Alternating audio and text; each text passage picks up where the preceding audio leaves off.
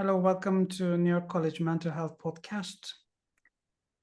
Today I have a really dear friend and an interesting topic. But before we go into that, before I introduce our guest to you, I wanted to tell you a little bit about this podcast. Was actually before New York College Mental Health Science Cafe. And then we decided to change into a podcast format. Now we are not just putting our recordings to YouTube; they're also available on Spotify as well. And I think as the time passes, we will try to upload them into more mediums so you can have an easier access. Today I have a guest and a really dear friend, Marketa Hanakova. Marketa is a psychotherapist, psychologist, and a psychotherapist, and she graduated from University of Greenwich with the psychology on her bachelor's, and then she had an MSc program, cognitive behavioral psychotherapies. And before bringing her, Marketa has a really unique job that most of us that is secluded, to be honest. Marketa is bilingual person. She speaks English, she's Czech, obviously Czech, Persian, and Greek. She's a translator, but at the same time, she's a psychotherapist. And I think in Athens, Greece, and around, she has been working with almost each and every NGO, and she's been somehow connected with them, somehow providing support, most of the time as volunteer, most of the time trying to do something.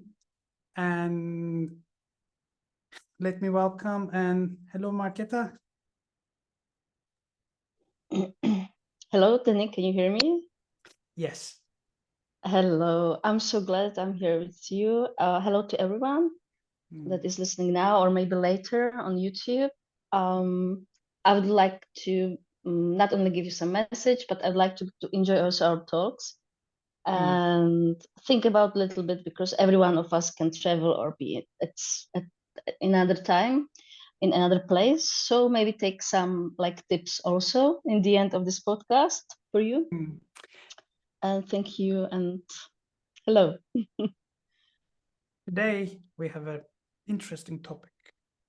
We will talk about being an outsider in a country. We will talk about being a refugee, being an expat, immigrating to some other place, and how it is for a person to be in another country and keep their mental health. And I know, Marketa, you've been working a lot with refugees.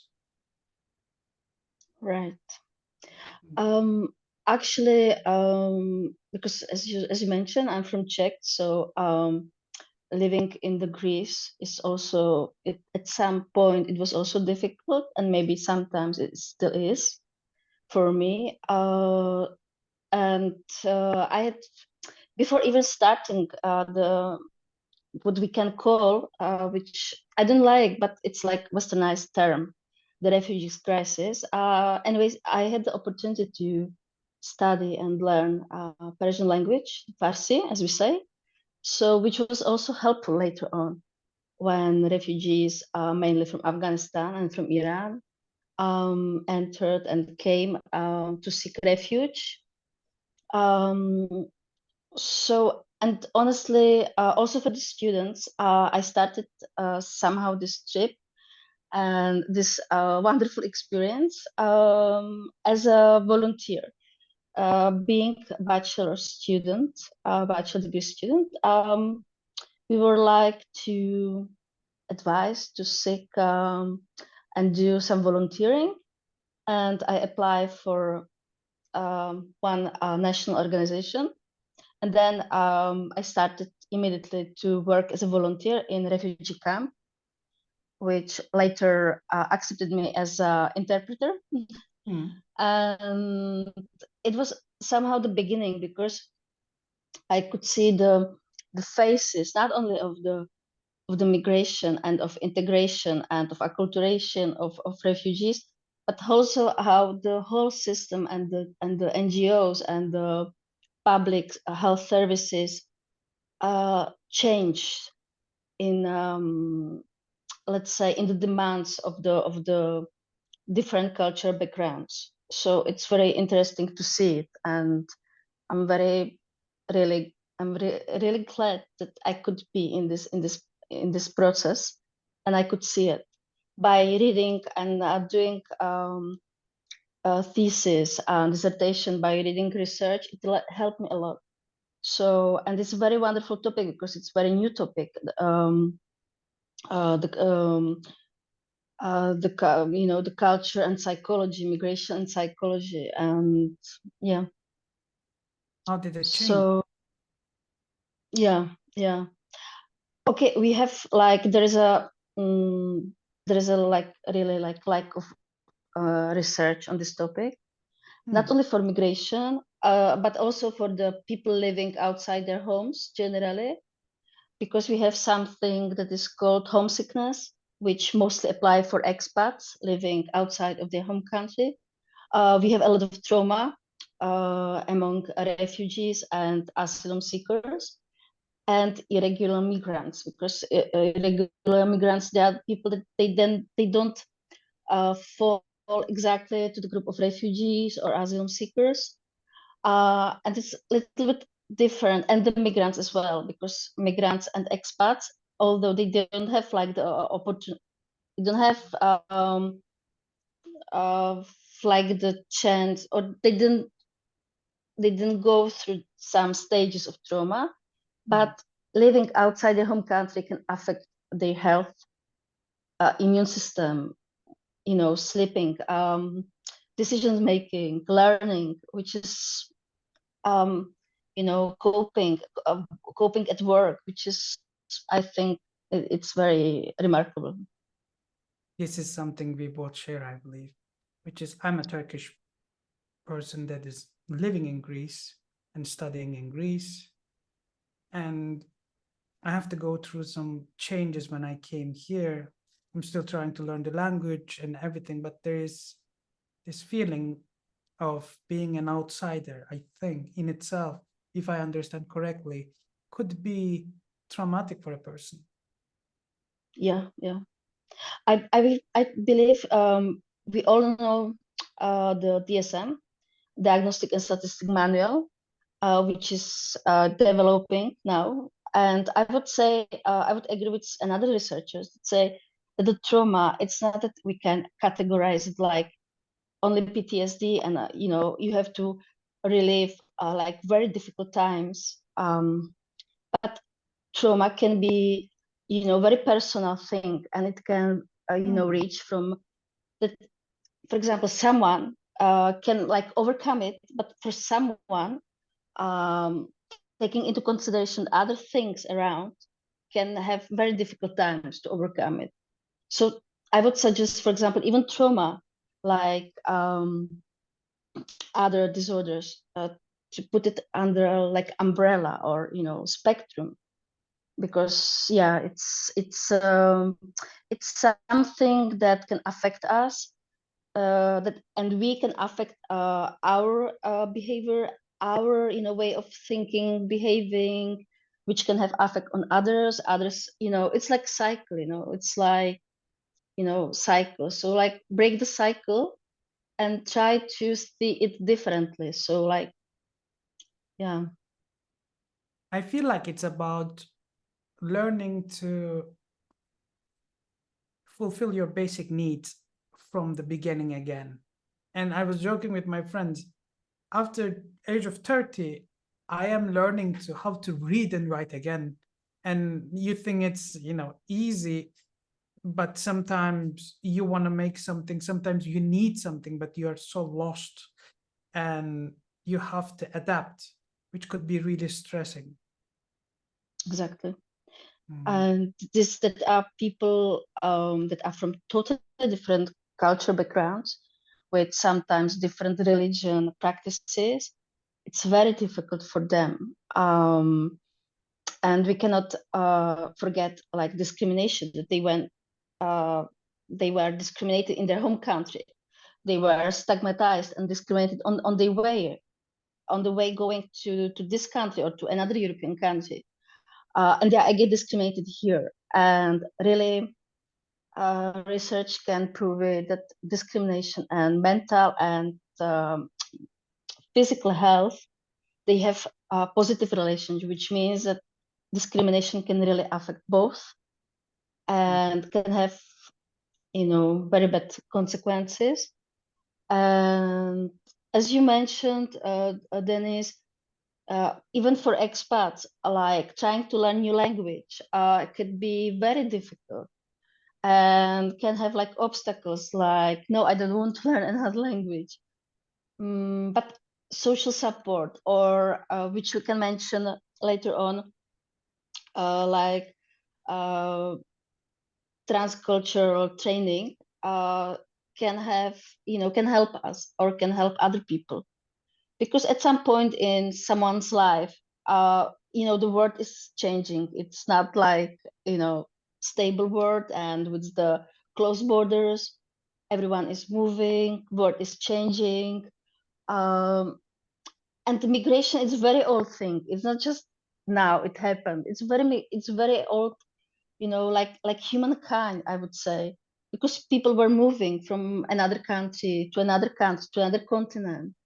So it's our, I would say, we take it from our ancestors, but the thing is that comply to the environment itself and combine both of this in the best way.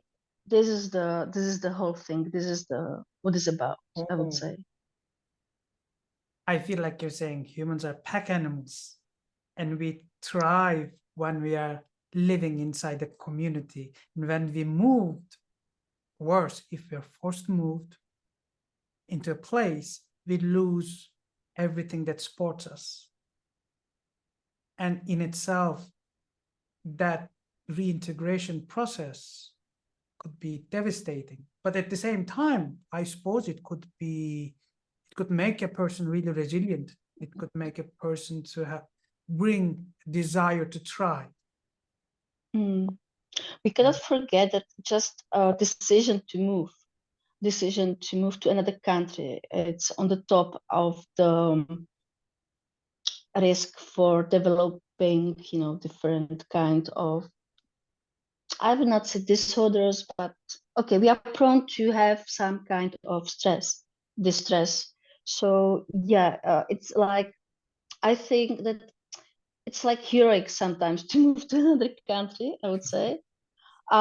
Which even expats, they shouldn't forget it, that it's really, really like, wow, you were able to move, to live everything, at your country, to try live and work in a different country, and everything, comes at this, like, because there are a lot I don't like to speak about theories, but maybe the most known theory, it's like Barry's acculturation theory. But I would agree with the stages, because really we can see that some people, they just they just forget their culture, background, their roots, and they just totally like bluntly accept another culture, which would say like assimilation, that they are like assimilated to that country.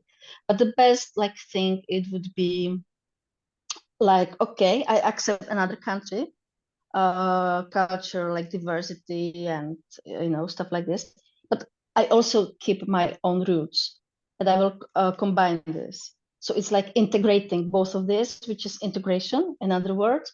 So which is the best thing of what could have happened. Okay. And also it depends on the country itself, like Greece. And going back to the refugees,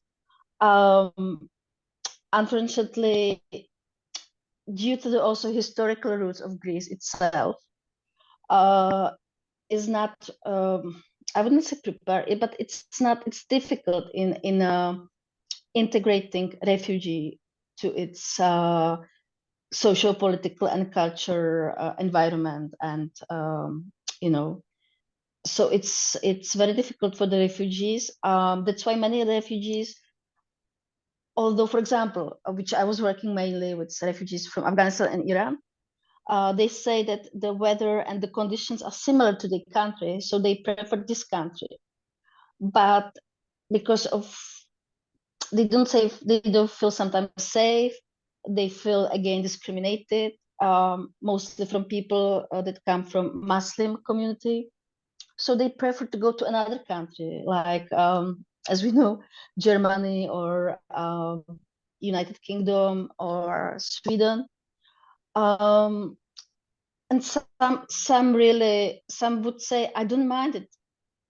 Here we have economic, difficulties. I would like to stay here because Greeks are very, they are culturally closer to us than other nations in Europe. But I have children to feed, and I have wife, and I want the best for my children. So again, they are forced to move. And many people that I'm in contact now, even now, it's people that they move to another country like Germany. They say we are not happy, but okay. But I work. I have enough, means for my children, and I feel that I can practice my religion. That people they don't put boundaries on me. So yeah. So this is the one thing that's it's going on. You mentioned about discrimination, and then when you were talking about people's decisions, in a way it sounded like it's about survival. It's about more than acculturations most of the times, but how people react and think is more about survival. If I stay here, can I find food for my family? If I stay here, will government or people will allow me to, pray, will allow me to work? Because we both did some work with the refugees, especially, although we are talking in a really general population, at the same time, I know that we both work for LGBTQI plus refugees. And some of them are in Turkey, some of them in Greece. And there is this huge stigma inside their own communities as refugees. Plus, there is an extra stigma coming from outside culture. And then there might be another added layer, unfortunately, governments or policies that doesn't allow them to do. For example, in Turkey, a refugee is not allowed to work. And then they are allowed to work unless a company makes some paperwork and then takes them, but it is a really expensive process and it takes a long time. Most companies won't do anything. And if you are a minority group under risk of discrimination from all sides, you don't have food to eat. Sometimes you don't have place to stay. Or if something happens to you, you can't call the police because you're thinking, if I call the police, they might send me back. Yes, exactly. And this is also happening because, okay, we have like numbers. And the number says that now in 2024, there are like 160,000 refugees, about 50 and something thousand asylum seekers. But the numbers could be different because some people, as you said, they are afraid to go and to search, to say, okay, I'm seeking for refuge. So please help me, because as you mentioned, discrimination, stigma, they're already like, they were afraid even, to mention that they as you say, the sexual orientation, they beliefs, their practice, the religion practices. So we can see it, and in some cases, which we were, witness in the camps and in the streets. Police and the government doesn't help it either. So it's very difficult. And okay, I would say that now I will share some experience, personal, a little bit. So now I have like I can filter somehow. I don't know how I learn it, although I can give you like, you know, the meaning of it in other terms, but in my own experience I cannot define it how I learn it. But I'm filtering it, and I'm like, okay, I'm following the boundaries at my work, even when interpreting or working as a psychotherapist, and I can filter it. But I would say that by witnessing some, you know, witnessing what's happening in the camps, especially in previous years or during the pandemic, it was really like stressful, because, for example, I will not mention the name of the camps and of the organization. I will just speak generally. So just going to the camps during the pandemic, to the closed camp that they live under the tents in the very horrible condition, in the rainy, in the snow days. It was really difficult going back to my warm place, to my home. And I had the vivid images of the people that they were living there. Okay. And when we were in the field, when we were at the work, people were just asking us, please help me. I don't have, you know, contact on my mother, on my husband. We are close here. We don't have food. I'm cold. And they were coming from very, very difficult, you know, situation, even from war zones, and putting them in this camp. I think it was, you know, like just like, you know, the trauma and everything. It was like, wow, just, you know, they were thrown to that. And they just I think that they are very, very resilient people. Even in working with refugees and mainly with women from gender-based violence community, I think they are very, very resilient women, people, children, men, because they have like I don't know, because sometimes we think like, oh my God, how can I don't know, how can I survive this day? You know, I was not accepted for the interview. I don't know, for the job, and oh my God. But they just, you know, continue, and they have the you know, the aim that I want to reach.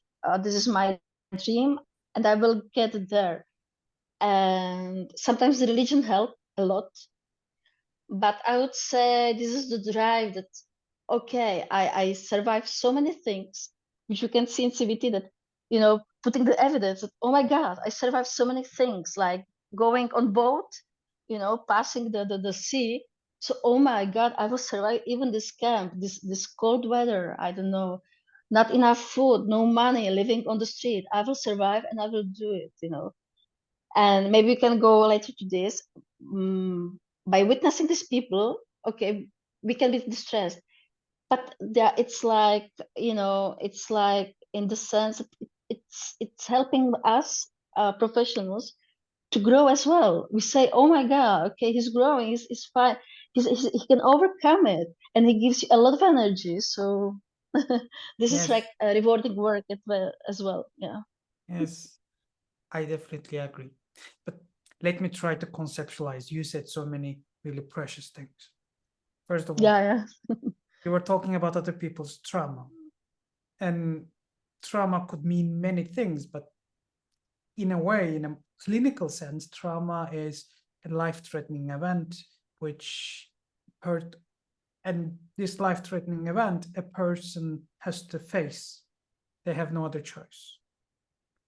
And then I know that trauma goes into clinical problems, as you mentioned with the DSM, diagnostic statistical manuals of psychological disorders, I think.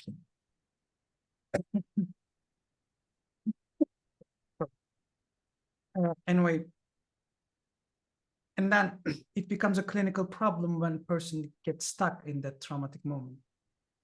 And then we professionals working in these kind of sessions, and when I say we professionals, I'm not just talking about therapists. I'm talking about also people who go maybe cook there, collect the trash, interpreters, staff that handles the paperwork, police officers, or anyone trying to provide any kind of care. We are also witnessing their trauma and actually their responses, traumatic responses as well.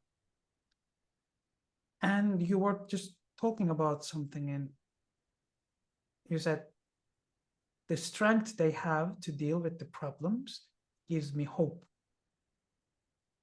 and then allows me to look positively into my life. And I wonder if that's the case always. Generally speaking, I would say yes. But if you'd like to see in the cases, of course not, because we should be realistic. There are some people, some cases that were difficult to deal with, that give me like sense of even incompetence, of giving me the dead end, that I'm not able to go further, feeling of that I'm bad therapist. Not so much in interpreting, of course, because doing therapy is totally different thing than interpreting. But I would say, because when you are interpreting, and I think that this is the advantage, because I'm not Iranian, I'm not Afghan, and I was like neutral for them, or I am, so they can share with me more things than they would share with the people from the country. But going back to therapy, I had very difficult times. I think, as you remember, when we started our practices and going to supervision, which is very, very important, generally speaking, but mainly with people that are, from, that they relive trauma, or they are from different cultural backgrounds. It's very important to find also the right therapist. And sometimes I felt that I'm really like left alone, because not that it was mistake of supervisor, but generally speaking, even now the therapy, the CBT itself, it's westernized, and it's from West, it's from white people. So some people, they are not able to handle even the supervisor to answer questions. So you have to read a lot of stuff. You have to speak with people from that country, because I was also working a lot with people from Africa, for example, from Congo, from other countries from Africa, which is totally different. So you have to read a lot. You have to read a lot about their cultural background, and search for the supervisor that are culturally sensitive. Okay, and doing training. And I would again go a little bit to this research, because research is not really united about the CBT and culture adapted CBT. Really, it's not. There is a lot of missing stuff. There's a lot of confusing stuff. So by reading, going to supervision, speaking with colleagues as we spoke together, it gives you the sense that, okay, I have the base.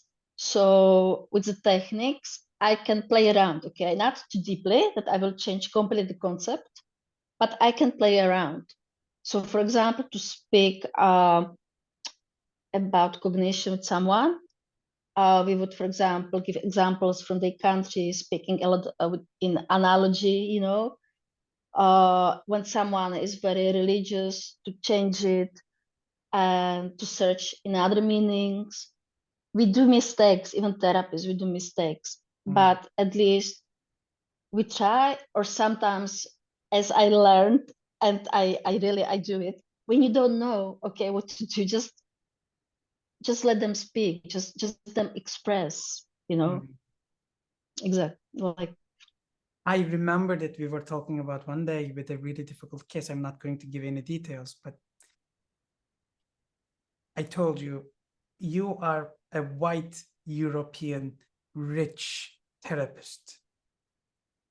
And then a couple of days passed and we talked again. You said, you're right. This require, I'm not saying that you are, but from your client's perspective, you have privileges. And in a way, we are not forced to confront our own privileges unless we are in a place where people do not have them. Yeah. And also we can cross the road of the self-blaming, as you mentioned now, with the privilege that, yeah, because I can help them more, I want to help them more, why I'm born here, okay. Even me going to existentialism, that's why also I read a lot of articles about existentialism, which is very, very, it can help you as a therapist. And by consulting my supervisor, I spoke a lot with them.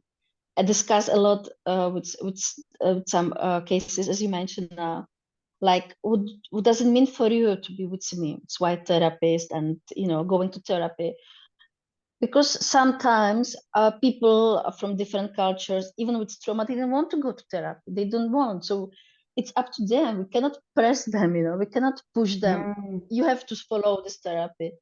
So, and all the time give them the, not only for the refugees, asylum seekers, or people from with trauma, but generally speaking, with every client, give them the freedom. Okay, you want to discuss, you want to finish, don't want to come, you want to come late, because especially with refugees, they come late, and it's okay. I'm here even 5 minutes for you. Okay, it's okay. It's up to you. And later on, you can see that giving them freedom, giving them freedom for choice, to choose. They can respond and they can come back, and you can work together. Let me try to summarize what we talked so far. We were saying that we get some training, we learn, we have our own experiences, we have our own languages. But when we go into field and when we start working with people, it's a completely different, it feels like overwhelming, completely different experience. And then in a way, you were talking about CBT, and I know not everyone watches here is a psychologist. So CBT is short for cognitive behavioral therapies, and it is the most widely used and effective therapy model, one of the most effective and mostly used therapy modalities. And then you were saying that you quickly realized even the books that you have were kind of written for in a westernized society, for the person with a family, work, and job. And when a person came to you really broken with so much trauma, so much prejudice and discrimination, they're just trying to survive. And that book that you have, that set of skills you have, becomes, it doesn't work at the beginning, I think. And you have to figure a way out to learn to be flexible and learn to adjust. And obviously lots of reading, lots of looking. And I think you mentioned about culturally sensitive cognitive behavioral therapies. And even that, you said you look at the research and then it wasn't really, there was no consensus. With different researchers were approaching from a different perspective. And I know we talk about refugees a lot, but this is important because we're also talking about trauma. Can you tell us a little bit, for people who has no idea, what do you see when you're working with refugees? Do you see disorders? Do you see problems? You know, what are the general things, general worries, the general problems they have? Well, starting with some kind of research, generally speaking, the studies, although they were done with the clinical population of migrating people, refugees, asylum seekers, they didn't find so many differences with the host country. Like, for example, people with depression, psychotic disorders, anxiety disorder, they didn't differ in their research. Not so much PTSD, which was very high in comparison with the people from the host country. But I would say that we like overgeneralize it. I think that we say in everything we say trauma. Okay, don't forget that people, they are coming from very sometimes stressed situations. They were in very difficult positions during their journey, dealing with police, dealing with smugglers. Even in the host country, like in Greece, sometimes their life is not very easy. They have life-threatening, episodes. So every one of us would react in somehow that can like mirror some symptoms of trauma, because as we say, like post-traumatic stress disorder, they have like some clusters that, for example, that there is like highlighted anxiety, hypervigilance, the cognition, the dreams. But I would say that what I really like from my clinical perspective, what we work a lot, it was like somatization without any medical explanation or mental health explanation. A lot of somatization, a lot of I could say, more physical, like physical symptoms, like sleep disorder or problem with sleeping. Again, somatization, like palpitation, sweating. This what I learned is, okay, we have a lot of instruments that can measure anxiety levels, depression levels, PTSD. But I would say that it's not like applicable for all people. Even in some European countries, you can use such instruments. So just speaking with the person, understanding their position, and trying to be that I'm here for you, because some people they came here without family, they are totally alone. So just coming to the therapy, being there, it's very helpful for them. Okay. And I would say that, for example, you are also getting some I would say, like the skills of social workers, because you are searching with the person where they can go and search for hotel, because they're on the streets, where they can get food for free. So homework, for example, could be, okay, let's search together that where you can get the food, where you can get the clothes, or what is the organization that can provide you legal services. So I would say it's like doing multidimensional work, but again with boundaries, and to be really cautious, because I was working with women that almost every woman had a history of suicide attempt, and to be very cautious about this, and to show them that it's okay. Don't stigmatize it, like, oh my God, you are suicidal person, and now, no, okay, go there, be there, say, okay, explain, educate in their words. I was just reminded what you said earlier. in a westernized country, if a client comes to you, I have depression, I have anxiety, you said, are you sleeping well? Tell me your day. And then your homework would be, maybe we could try to do some, get a new pillow for you. Maybe you can make sure you don't have your phone with you. Make sure you don't have any white lights before you go to sleep. Or sometimes you said, what are you eating? You should really eat more fish or nuts. And then, these are part of westernized version of treatment of anxiety and depression. It has an effect. But you're saying is, how could we find your food for lunch? That's your homework. It's like, literally, you're discussing, how could you survive? Yeah. Because most of the times, finding legal services is survive. It's like, I'm here to help you survive. And my own experience are also a little similar. Rather than aiming for treatment, being there sometimes is enough. Believing a person, listening their story, giving them some space, sometimes in these situations, like precisely what you can only think that you can do.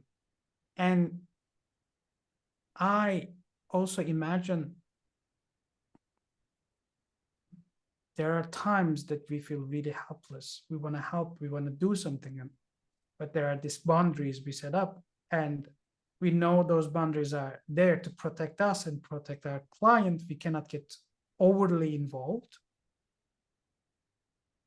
But at the same time, that's a really uncomfortable, that's too much stress for a person to just, daily go back to that kind of stress, is it? Yeah. And also because again, I worked with the women with history of GBV, gender-based violence, and it's not about because many of them, they were fortunate enough to get job, but many of them, they have children here or back in their home country. So, and especially for women, it's very, to be there, to be mother, but at the same time, to reliving again and again what happened to them. And many organizations, even they are like humanistic, they don't believe them. Okay, they don't believe them. They take it very easy. They are not sensitive during the interview. Sometimes they are re-traumatized again here in Greece, because some of them, they were living on the street, and they had again incident of even rape. So it's I would say it's like another word in like different word in this word. It's like that, like two words, and just that are going back and forth, back and forth, back and forth. It's like, and I think we are just because CBT is not very, it's like from 1960 maybe, has history, and it's developing. As I mentioned, even people in the European country, like for example in the east of the Europe, they don't follow, for example, sometimes easily some techniques of CBT, of cognitive behavioral therapy. So I think it's still developing, and we have a lot of work to do in the future as a therapist, as a researchers. So I would advise, for example, the students that are, following you, or people that are researchers that they want to see this podcast episode, to seriously think about this, not just in the terms that okay, this is a fancy now, so I will do this research, but generally speaking, it's very helpful. It's helpful for us as a humankind, as a species here on this earth, to communicate better, to to learn how to work and live better in this world, and for the future. Because sometimes even just mentioning that I'm from different gender, or my sexuality is different. Sometimes even in European countries, it's very difficult to openly to speak about this. And everybody, every human being, nevertheless, they culture, their race, their sexuality, they are worse, and they should have the same ability and same chance for the life, I would say. I think you had a really brilliant research for your MSc thesis. Yeah, and also another one, because I did clinical psychology as well. Mm. And I did qualitative research based on empowering women and how women, professionals, feel when empowering another women. Mm. And I could see, not only from the research, but also from the interviews that I have done, that unfortunately still in Greece, we have a lot of violence against women, a lot of discrimination, even in the NGOs, non-governmental organizations, even in the politics. And I don't want to popularize the feminist research, but it's not only the feminist research giving rights to the women, but generally speaking, to giving the voice for anyone who didn't have chance to speak up. So I'm really like hopeful and positive for the future, that just doing, for example, feminist research, just opening up this Pandora box, it can really like give us chance to develop, to as you mentioned, as a child, as you starting to read, so opening new chapter, writing new chapter, and start to see it from different point of view. Most of the time, when people are looking for research topics, and I was fortunate enough to recently had a discussion with some undergraduate students. They were trying to design a study, and I was talking to them, and what matters for you? What are you really want to do? Because psychology research is going through some kind of a crisis as well, because there's a replication crisis.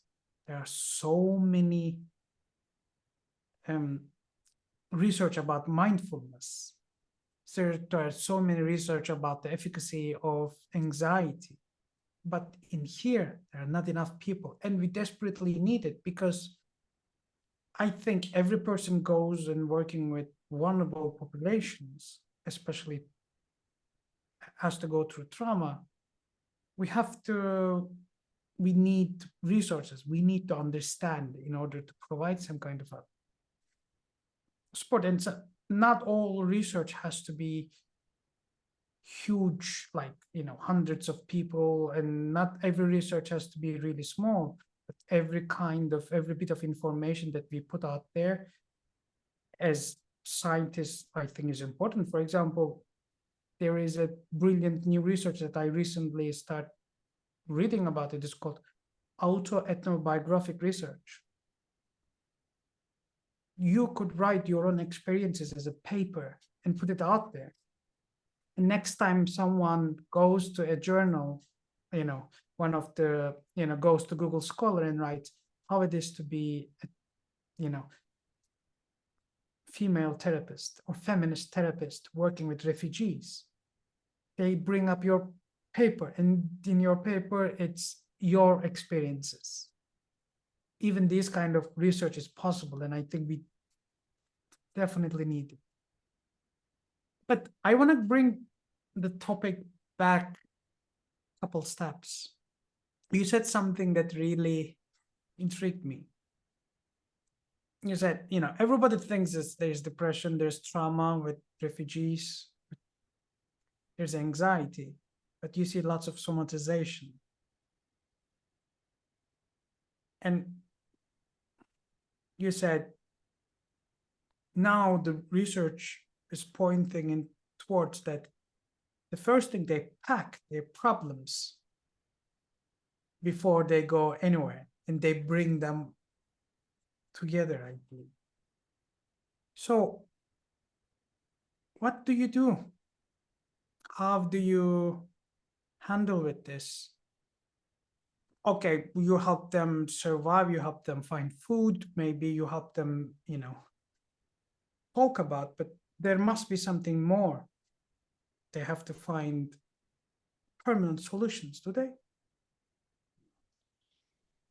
In what sense, permanent solution? Can you be Like more?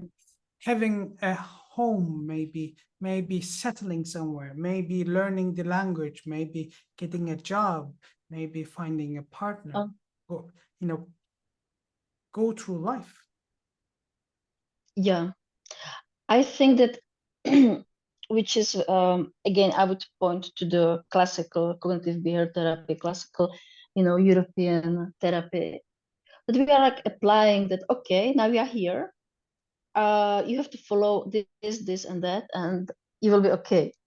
Which doesn't apply, which is not valid. So let them decide. Let them, as I mentioned, with integrating their cultural background, the roots, practicing what they have learned, but by the means and by the accepting another culture that they are living here. So not necessarily that, for example, when I'm working with Muslim population, with the Muslims, it's really important to understand them, to also again read about what Islam is, and be educated, but at the same time to give them freedom and to show them that okay, you are in some way, you have different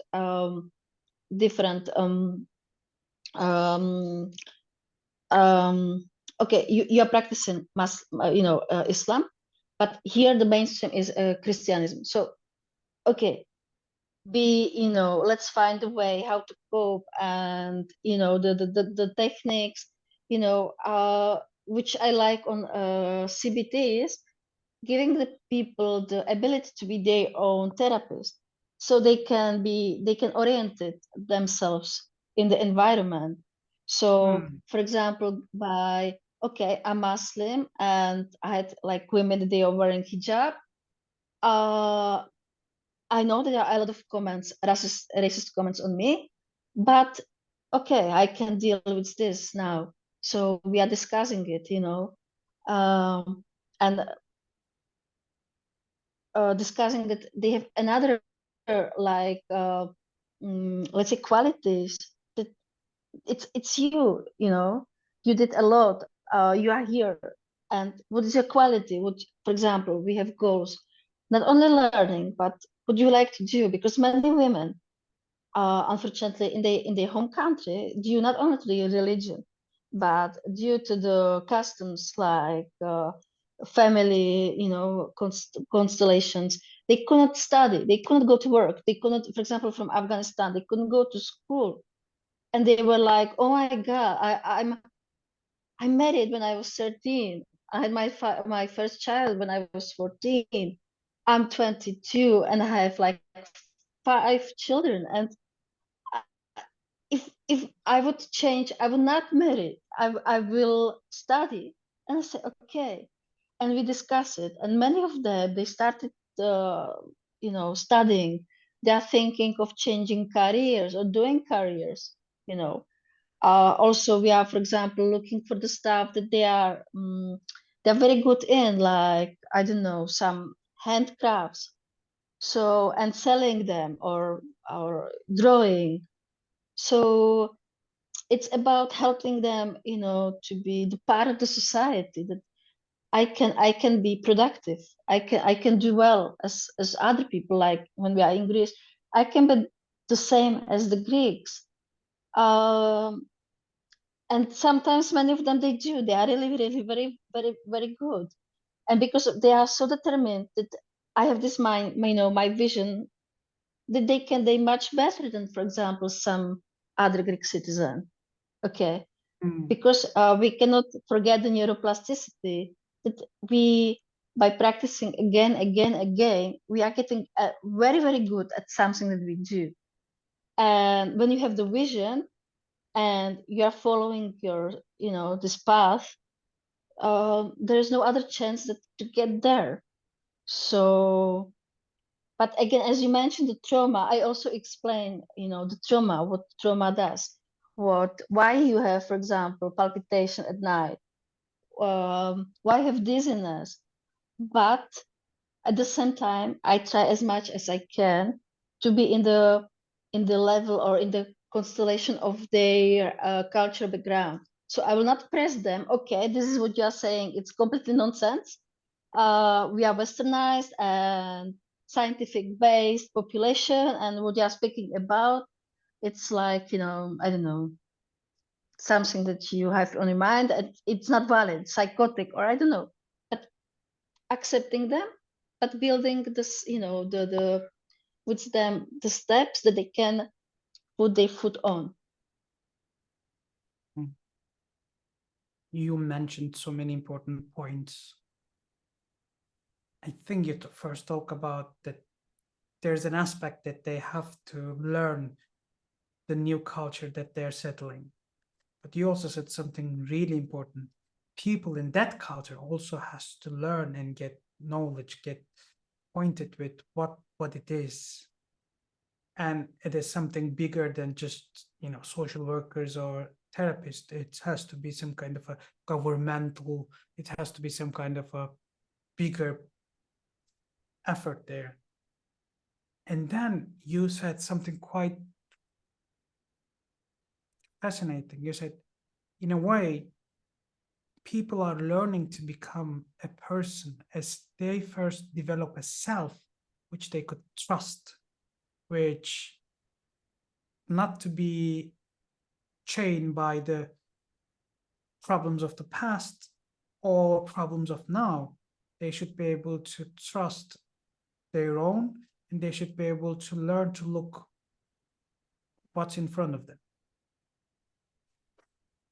Wow. Okay. That sounds so easy. I think everyone can do it, probably. Yeah. Well, again, to acculturation, because there is a research that says that the very successful integration of the host country and the minority or the people that are, newcomers, depends on the fact that the newcomers, it could be asylum seeker, refugee, migrant, should accept the basic patterns of the host country, while at the same time receiving the cultural sensitive care, which is medical, health, mental, and let's say, as we have the social, the political, like all the how's the like, being in contact with police, with, I don't know, with whatever, public organization. And unfortunately, Greece, it's not able to do it so far, because Greek population, it says research, Greek population, unfortunately, they don't have the capacity to be united in accepting different cultures, and integrating their cultural, religious, and family system beliefs to newcomers, which means that Greeks, they see different groups of people differently, like refugees from cultural background, for example, with Christian background, they see it differently than people from Muslim countries, or sometimes vice versa, or according to the sexuality, to the color of the skin. So unfortunately, this is still not happening here. That society can multidimensionally be integrated. For example, in the United Kingdom, we can see that you have services that are culturally sensitive. You have medical doctors that are sensitive to the population. For example, when I'm in everyday contact with the doctors, and when I have like Muslim girl or woman that don't want to be, examined by the male, and then says just like, it is what is it. It is what it is. Take it or leave it, or you will accept our care or just live. And many people, many girls, even the pregnant women, they just live. They don't want. Or when I was, when I witnessed some years ago in the camp that we have like midwife, and they were coming girls and with the hijab, and she says like, oh my God, come on, take it off. And she brought the mirror and she said, you see, you're much, much more beautiful without this. And it was like, oh my G. And sometimes even personal like us, interpreters and social workers, we are silenced because they are giving priority to the people that are highly ranked, okay, like medical doctor. So medical doctor is always right. Nevertheless, that it's totally, totally like destroying the girls' not on self-esteem, but the view of the humanity. Because many people, they are coming here with the notion that, okay, I came here, I want to take refuge because I was discriminated in my country, and I believe in humanity and in freedom, and I came here to Europe because I'm searching for it. No matter how I look, no matter what I wear, no matter what my sexuality is. And when they see, no, it is not like this, it's like we are destroying they construct that they can work on it. And it, as we can go to transgeneration trauma, because then that we are taking what we have relieved in our country, and we are putting this on our children, like at home. Many times you can see that family, they say, oh, you see, the Greeks are like this, don't trust them, and the children is growing up with the notion, okay, I don't have to trust them, or and it has like a really like the effect on the child developmental history, and it's devastating in some sense. You're saying pain endures even with through generations, and then lessons learned through pain tends to stay with us from our parents, from our grandparents, from everyone.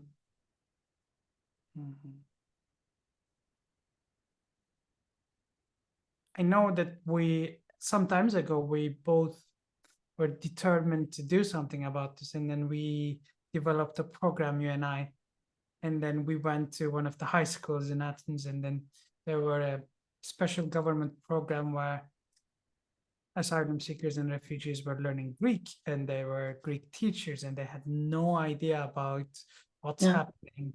And then on top of their students, everything they do, they were staying more, try to help people. But sometimes good intentions doesn't help, because especially if person is facing survival every day, only thing they have left is values. Only thing they have left is what they learned.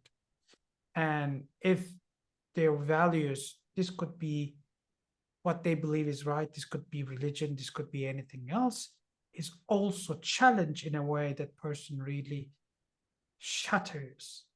Not always, but most of the time I witnessed this in my own as well. And then we did something. I think for a month, we went to the school every day? Not every day, once a week. More than 1 month. Yeah. Yeah, And it's you go go on.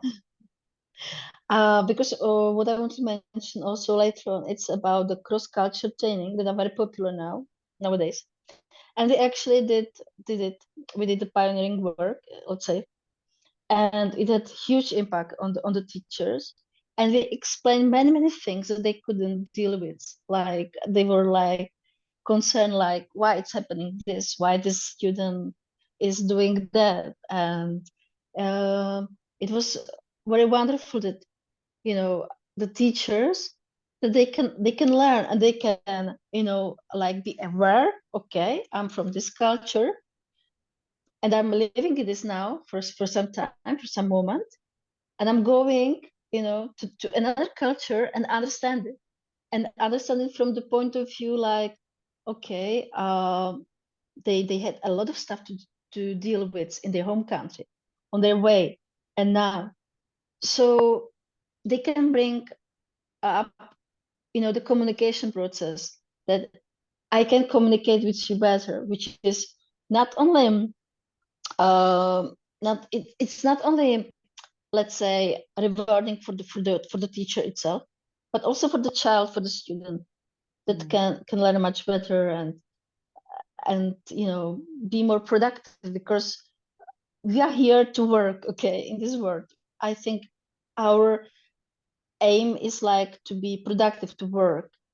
And sometimes even for expats, even for us, it's okay to be down. It's okay to be, we don't we sometimes we don't have the days that I want to meet with someone, or I'm homesick. It's okay, but to go again on the track, it's very important, not to lose the track, not to lose the vision. And yeah. And as you or as us and other people helping and being there, and the peers and other students, family, friends, being there, being supportive is very, very important. Yes. Well, Marketa, we are slowly coming to the end of this recording. Anything that you wanted to mention and I didn't ask you yet? I would also say that, for example, for the expats, that because yes. many people, even now, they want to see, want to watch later on, or are watching now. Maybe they are Greeks, maybe they are foreigners, maybe they are Greeks, they want to live to another country. I think it's very important to be aware of my cultural background. However, to get knowledge about another culture that I'm living in, to read, speak with people, following TV, going outside for the events, learning new stuff, learning new language as you do and many other people they do, and to integrate all of this and not to forget about asking for help. It's not bad, ask for help. Because in the Western country, we're like very individualized people, like I will do it on my own, I can do it. Sometimes we can do it and it's fine. Sometimes we will fall, we will fail. It's okay. Just have this. It's okay, and I can do better. I can again try. For example, I think, I don't want to be cliche, but for example, Usain Bolt told that I trained 3 years to run for 9 seconds or 9 minutes. So okay, just staying on the track and try, just try. You don't have to reach the aim, okay, and to be first. Just trying, I think it's sometimes it's not important. the destination, it's the journey, you say. Yeah, exactly. I see. Exactly. Yeah. And I think that's exactly what resilience is. ability to get up every time you fall is resilience. Yeah. Yeah. Yeah. By the way, I don't know, do you still work with clients outside of uh, your professional work with refugees? Yeah. Yeah. I do. I How do could, also. how could people find you? I have email. Shall I mention it, or you can? Of course. Tell Okay, people it's how they can find you. okay. It's M Hanak CK 30 Mhm. at gmail.com, Okay. or they can reach via phone or WhatsApp or Viber application on number 6220. Maybe we can Okay, get the number later yeah, in a different sure, place, sure, sure. so they could email you, and if they have any questions, they could Of talk to you. course, of course. Yeah. Thank you for this really illuminating conversation, and it's always a brilliant conversation, and I learn new things when I'm with you every time. I'm so happy to talk with you today. Thank you too. Thank you for giving the opportunity to be here and doing some stuff that I would like to continue on with. Thank you very much. And yeah, I wish you the best, and I hope to meet again. Thank you then. Of course, we will talk Thank you. again. Thank you. And thank you for all people. They give their time and they watch us. I really appreciate it. And I wish you the best for your career and your Thank studies you. as well. Thank you. And thank you for listening or watching your College Mental Health podcast. We will be back after Greek Easter.